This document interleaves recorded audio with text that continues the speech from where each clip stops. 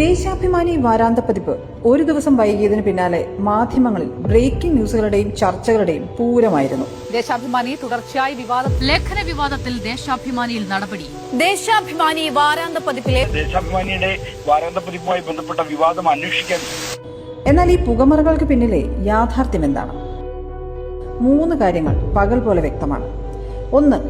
VS അനുസ്മരണം ഒഴിവാക്കിയോ? സാങ്കേതിക കാരണങ്ങളാൽ വാരാന്ത പതിപ്പ് പ്രസിദ്ധീകരിക്കാൻ കഴിഞ്ഞില്ലെന്ന വിവരം അന്നേ ദിവസം തന്നെ ദേശാഭിമാനി വായനക്കാരെ അറിയിച്ചതാണ്.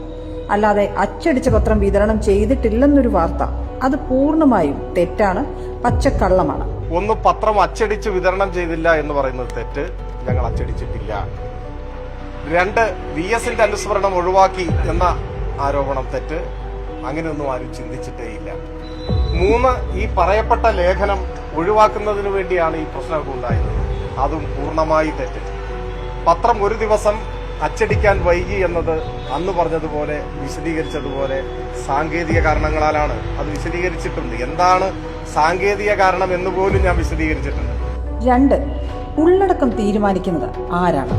ഒരു പത്രത്തിലേക്ക് വരുന്ന 100 കണക്കിന് രചനകളിൽ ഏത് കൊടുക്കണം, ഏത് മാറ്റിവെക്കണമെന്ന് തീരുമാനിക്കാനുള്ള പൂർണ്ണ അധികാരം ആ പത്രത്തിന്റെ പത്രാധിപ സമിതിക്കാണ്.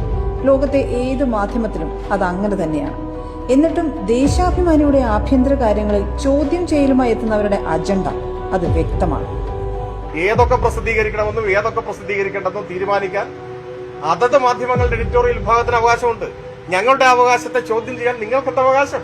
നിങ്ങളുടെ വാരാന്ത പതിപ്പിലേക്ക് ഏതൊക്കെ സൃഷ്ടികൾ കിട്ടി എന്ന് ഞാൻ ചോദിച്ചാൽ നിങ്ങൾ പറയുമോ ഇവിടെ ആ സൃഷ്ടികൾ ഏതൊക്കെയാണെന്ന്? അതിൽ ഇന്ന സൃഷ്ടികൾ മാറ്റിവെച്ചത് എന്തുകൊണ്ട് എന്ന് നിങ്ങൾ വിശദീകരിക്കൂ. അതിന് വിശദീകരിക്കേണ്ടതുണ്ടോ? പറയൂ. പുതിയ മാധ്യമ പാഠങ്ങളുണ്ടെങ്കിൽ എന്നെ പഠിപ്പിക്കൂ നിങ്ങൾ. 3. ഇത് മാധ്യമധർമ്മമോ അതോ പ്രത്യേക നിർമ്മിതിയോ? സാങ്കേതിക തകരാറുകളും ഉള്ളടക്ക മാറ്റങ്ങളും എല്ലാ പ്രമുഖ മാധ്യമങ്ങളിലും സാധാരണയായി സംഭവിക്കാറുള്ളതാണ്. എന്നാൽ അച്ചടിക്കുക പോലും ചെയ്യാത്ത ഒരു പതിപ്പിന്റെ പേരിൽ കഥ മെനയുന്നതും സ്ഥാപനത്തിനുള്ളിലെ ആഭ്യന്തര കാര്യങ്ങൾ പുകമറയാക്കി ആഘോഷിക്കുന്നതും എന്തുതരം മാധ്യമ പ്രവർത്തനമാണ്? എം സ്വരാജ് വിശദീകരണം തേടി വാർത്ത വന്നില്ലേ? ഞാൻ വിശദീകരണം തേടാറില്ല. വിശദീകരണം തേടാൻ നിയോഗിക്കപ്പെട്ട ആളല്ല ഞാനല്ല അതോറിറ്റി. അപ്പൊ വെറുതെ അങ്ങ് വെച്ച് കാച്ചുകയാണ്. അതൊന്നും ശരിയല്ല. ദേശാഭിമാനി നിങ്ങളെപ്പോലെ തന്നെ ദൈനംദിന പ്രവർത്തനത്തിന്റെ ഭാഗമായി ആവശ്യമായ സന്ദർഭങ്ങളിലെല്ലാം നടപടികൾ എടുക്കാറുണ്ട്. അത്തരം നടപടികൾ നിങ്ങളുടേതെന്ന പോലെ ഞങ്ങളുടെയും സ്ഥാപന സംബന്ധിയായ ഒരു ആഭ്യന്തര കാര്യമാണ്. അത് നിങ്ങളും വിശദീകരിക്കാറില്ല, ഞങ്ങളും വിശദീകരിക്കേണ്ട കാര്യമില്ല. അതാണ് പൊതുനിലപാട്. എങ്കിലും പ്രത്യേകമായി ഉയർന്നു വന്നൊരു വിഷയത്തിൽ ഞാൻ പ്രതികരിച്ചു.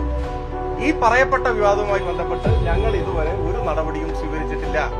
എന്നും എപ്പോഴും ഓർക്കേണ്ടത് നുണപ്രചാരണങ്ങൾ കൊണ്ട് കെട്ടിപ്പടുക്കുന്ന വാർത്താ കൊട്ടാരങ്ങൾക്ക് ആയുസ് കുറവാണെന്നാണ്. ജനങ്ങൾ കാര്യങ്ങളൊക്കെ തിരിച്ചറിയുന്നുണ്ട്.